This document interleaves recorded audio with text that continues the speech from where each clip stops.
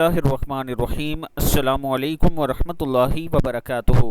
Science بھی محمد صلی اللہ علیہ وآلہ وسلم کا پتہ پوچھ رہی ہے۔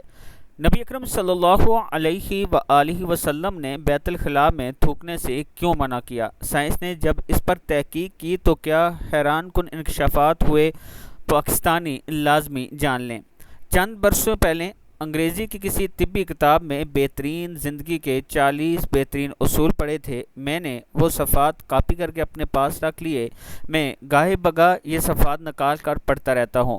میں ان اصولوں پر عمل کی کوشش بھی کرتا ہوں۔ تو میں نے 10 سال قبل تفاسیر اور احادیث کا مطالعہ شروع کیا تو پتہ چلا یہ 40 اصول دنیا کے کسی طبی ادارے، یورپ اور امریکہ کے کسی سیلف ہیلتھ انسٹیٹیوٹ نے ڈیولپ نہیں کیے۔ یہ تمام اصول ہمارے پیارے نبی حضرت محمد صلی اللہ علیہ وآلہ وسلم کی حیات طیبہ کا نچوڑ ہیں کہ یہ سیرت نبی سے اخذ کیے گئے ہیں کہ ہمارے رسول صلی اللہ علیہ وآلہ وسلم نے پوری زندگی اپنے اصحاب کو ان اصولوں کی ٹریننگ دی۔ آپ کے صحابہ کرام بہترین زندگی کے ان 40 اصولوں کی چلتی پلتی تصویر تھے۔ میں نے اس دن سے ان اصولوں پر عبادت کی طرح عمل شروع کر دیا۔ گو میں اب بھی ان پر مکمل دار و مدار نہیں کر سکا، لیکن مجھے یقین ہے اللہ تعالیٰ توفیق میں ضرور اضافہ کرے گا۔ ہمارے نبی حضرت محمد صلی اللہ علیہ وآلہ وسلم نے فرمایا، ہاتھ کے کڑاکے نہ نکالیں۔ سائنس کا کہنا ہے کہ ہم میں سے جو لوگ انگلیوں کے کڑاکے نکالتے رہتے ہیں، ان کے جوڑ کھلنا شروع ہو جاتے ہیں اور یہ جلدی کا شکار ہو جاتے ہیں، یعنی جلد بازی کا شکار ہو جاتے ہیں۔ یہ جوڑوں کے درد کی شکایت بھی کرتے ہیں۔ فرمایا، جوتا پہننے سے پہلے اسے جاڑ لیا کرو۔ ہماری زندگی کے عام واقعات میں کیڑے مکوڑے، بچھو، چھپکلیاں، چھوٹے سانپ اور بڑے ہمارے جوتوں میں پناہ لیتے ہیں۔ ہمارے بچے بھی جوتوں میں کیل، کانٹے اور بلیڈ پھینک دیتے ہیں۔ ہم جب جوتے پہنتے ہیں تو ہمارے پاؤں زخمی ہو جاتے ہیں یا پھر ہمیں کیڑے مکوڑے کاٹ لیتے ہیں، لہٰذا جوتے پہننے سے پہلے اچھی طرح انہیں جاڑ لینا چاہیے۔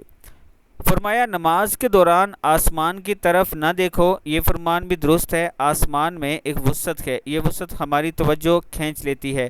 ہم جب بھی آسمان کی طرف دیکھتے ہیں ہماری توجہ ہٹ جاتی ہے، ہمیں توجہ واپس لانے میں ٹھیک ٹھاک وقت لگ جاتا ہے۔ نماز کے لیے یکسوئی درکار ہوتی ہے۔ ہم جب نماز کے دوران آسمان کی طرف دیکھتے ہیں تو ہم سجدہ اور رکوع بھول جاتے ہیں۔ حکم دیا گیا ہے کہ نماز کے دوران آسمان کی طرف نہ دیکھو۔ یہ فارمولہ تحقیقی کاموں کے لیے بھی اہم ہے اور میں کسی نہ کسی دن آپ کو واضح کر دوں گا۔ ان اصولوں پر عمل میں کامیاب ہو جاؤں گا۔ یہ 40 اصول کیا ہیں؟ اب وہ اصول، ان اصولوں کی جدید سائنس کی توجیہات ملاحظہ کیجیے۔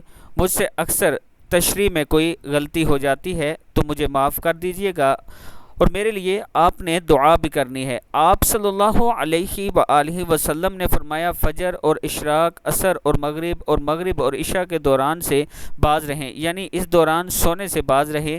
اس فرمان میں بے شمار طبی حکمتیں پوشیدہ ہیں۔ مثلا آج میڈیکل سائنس نے ڈسکور کیا کرۂ ارض پر فجر اور اشراق کے دوران آکسیجن کی مقدار سب سے زیادہ ہوتی ہے۔ ہم اگر اس وقت سو جائیں تو ہم اس آکسیجن سے محروم ہو جاتے ہیں اور یوں ہماری طبیعت میں بوجھل پن آ جاتا ہے، اور آہستہ آہستہ ہم چڑچڑے پن کا شکار ہو جاتے ہیں۔ عصر سے مغرب اور مغرب سے عشاء کے درمیان بھی آکسیجن کم سے کم تر ہوتی چلی جاتی ہے۔ اگر ہم اس وقت بھی سو جائیں تو ہمارے جسم آکسیجن کی کمی کا شکار ہو جاتا ہے اور ہم 10 مہلک بیماریوں میں مبتلا ہو جاتے ہیں، جن میں دمہ بھی ان 10 بیماریوں میں شامل ہے۔ اب یہ اوقات جاگ کر گزارنی ہے، پوری زندگی صحت مند رہیں گے۔